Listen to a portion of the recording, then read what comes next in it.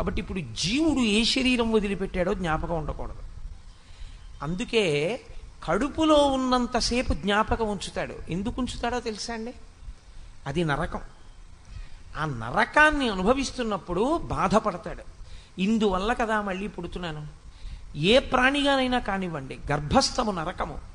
ఆ కటిక చీకటి కన్ను పొడుచుకుంటే కనపడదు. అందుకే 2 రంధ్రములు అంటారు. 11 రంధ్రములు శరీరమునకు ఉంటాయి.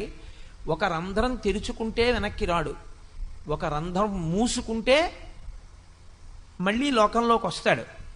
నాభీరంధ్రం తెరుచుకుని ఉన్నంతసేపు అమ్మ కడుపులో అమ్మ తిన్నది తన శరీరంలోకి ఎడుతూ ఉంటుంది. బయటికి వచ్చేసిన తర్వాత నాభి కోసేస్తే నాభీరంధ్రం మూతపడిపోతుంది. ఇంకా నాభిలోంచి ఏది శరీరంలోకి వెళ్ళదు.